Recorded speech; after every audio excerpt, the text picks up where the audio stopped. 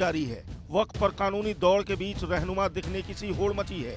Personal law board ने वक्फ bill के खिलाफ धरना प्रदर्शन किया और कहा बिल में थोपे जा रहे संशोधन जमहूरियत की मूल भावना के खिलाफ है।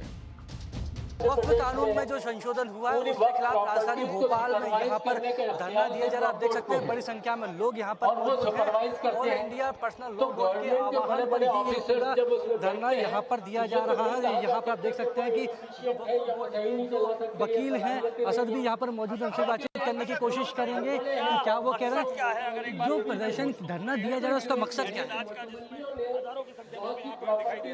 बेसिकली वक्फ की प्रॉपर्टी को जो गैर मुस्लिम लोग जो इसमें इन अंदर आएंगे, भाई वो कैसे मुस्लिमों के हक की बात कर पाएंगे। हमारी मांग एक ही है कि भाई जैसे ट्रिब्यूनल काम कर रही है तो भाई जरूरी थोड़ी ना कि वो कलेक्टर को चार्ज देने की, ट्रिब्यूनल भी प्रॉपर तरीके से काम कर रही है ना। उसका जब काम प्रॉपर तरीके से हो रहा है, जब पूरी चीजें हो रही हैं तो भाई क्या कल को हिंदुओं के जो मंदिर हैं वहां पे क्या मुसलमान या फिर गैर हिंदू लोगों को वो मेंबर की तरह काम करने देगी क्या? सवाल ये है कि वक्फ पर डर कौन फैला रहा। मुस्लिम संगठनों और विपक्षी दलों ने इसे संविधान और धार्मिक स्वतंत्रता के खिलाफ बताया तो सरकार इसके फायदे गिना रही है।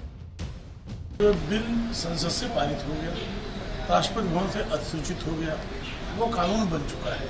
आप एक तो सुप्रीम कोर्ट जाते हो, सुप्रीम कोर्ट का पर आपको भरोसा नहीं है, संसद पर आपको भरोसा नहीं है, तो आप सड़क पर लोकतांत्रिक प्रदर्शन करने का अधिकार है। लेकिन अगर किसी ने अराजकता की तो संप्रभु भारत अराजकता को स्वीकार नहीं करेगा।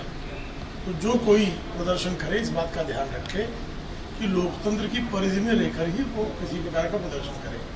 जहां कहीं भी देश में इस तरह की जो आप बता रहे हैं किसी तरह का कोई भी दंगा फसाद, कोई सभ्य समाज, कोई सभ्य व्यक्ति इसको अलाउ नहीं करता। कुछ अपील करना चाहेंगे? अपील तो हम कह रहे हैं, देश की जनता सशंकित है, हमारी नीयत पर उसको शक है। हम कहते कुछ है और करते कुछ है। नीयत पर इसलिए शक है कि हम कह रहे हैं कि अल्पसंख्यक पिछड़ों का हमें बहुत दर्द है और हम उनका हक उनको देना चाहते हैं, और देश के बहुसंख्यक पिछड़ों का हम हक लूट के बैठे हुए हैं, रिजर्वेशन खत्म कर दिए हैं, इसलिए लोगों को शक है। इधर देश में कानून को लागू किए जाने की मोदी सरकार ने अधिसूचना भी जारी कर दी है।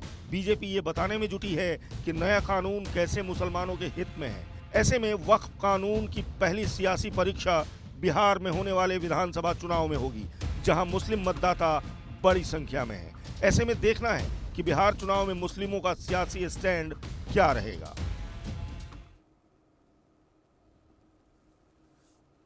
मुंबई के हाजी इस्माइल हाजी हबीब मुसाफिर खाना मस्जिद वक्फ की मिल्कियत नहीं है। ये बात महाराष्ट्र वक्फ बोर्ड के चेयरमैन ने अपने आदेश में लिखी है और इस ऑर्डर के बाद महाराष्ट्र वक्फ ट्रिब्यूनल ने इस आदेश पर रोक लगा दी है। बता दें कि मुंबई के पाक मोडिया स्ट्रीट में यह मस्जिद 150 साल पुरानी है। क्या है पूरा विवाद और नए वक्फ कानून से क्या फर्क पड़ेगा, आप समझिए। इस वक्त हम मुंबई के पखमोड़िया स्ट्रीट में मौजूद हैं और पखमोड़िया स्ट्रीट में 150 साल पुरानी ये मस्जिद हाजी इस्माइल हबीब मुसाफिर खाना, ये मस्जिद जो है इस मामले की सुनवाई जो है सुप्रीम कोर्ट में चल रही थी। लेकिन कल महाराष्ट्र वक्फ बोर्ड ने जो है इस मामले में एक ऑर्डर दिया है। महाराष्ट्र वक्फ बोर्ड के सीईओ जुनैद सैयद ने यह ऑर्डर दिया है और उसमें अपने ऑर्डर में जुनैद सैयद ने कहा है कि यह मिल्कियत वक्फ की मिल्कियत नहीं है। ये 150 साल पुरानी मस्जिद है और इस मामले को लेकर पहले महाराष्ट्र वक्फ बोर्ड और उसके बाद सुप्रीम कोर्ट में मामला पहुंचा था। सुप्रीम कोर्ट में जब ये मामले की सुनवाई चल रही थी कि ये मिल्कियत वक्फ की है या नहीं है, तो सुप्रीम कोर्ट ने जो है इस मामले को महाराष्ट्र वक्फ बोर्ड को भेजा कि इस पर जो है वो देखें और इसके बाद अपना पक्ष रखें। जिसके बाद जांच हुई और महाराष्ट्र वक्फ बोर्ड के सीईओ जो जुनैद सैयद है, उन्होंने जो है इस मामले में कहा है कि 150 साल पुरानी ये मस्जिद जो है वक्फ की मिल्कियत नहीं है।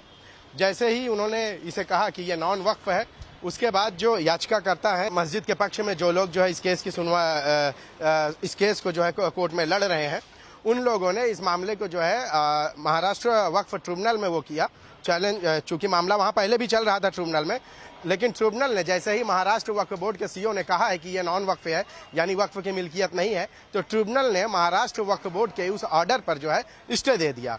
आपको मैं बताऊं कि ये 150 साल पुरानी मस्जिद है और इस इलाके को जो है रिडेवलपमेंट के लिए, आपको मैं बताऊं इस इलाके के रिडेवलपमेंट के लिए SBUT जो एक कंपनी है, उस कंपनी के जरिए इस इलाके को जो है, इस इलाके का रिडेवलपमेंट किया जा रहा है।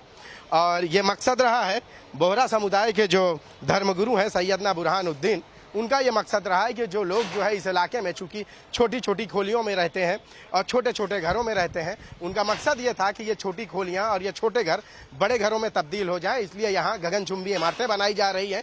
लेकिन इस दौरान कई ऐसी मिल्कियत रही है जो वक्फ की मिल्कियत रही, जिसको लेकर इस रिडेवलपमेंट के प्रोजेक्ट में अड़चने आ रही थी। मामला चूंकि सुप्रीम कोर्ट में पहुंचा है, इस पूरी कई मिल्कियत में, वक्फ की मिल्कियत में ये मस्जिद भी शामिल थी। कैमरामैन विष्णु के साथ शाहिद अंसारी, इंडिया न्यूज, मुंबई। फिलहाल वक्त ब्रेक का है, बने रहें इंडिया न्यूज के साथ।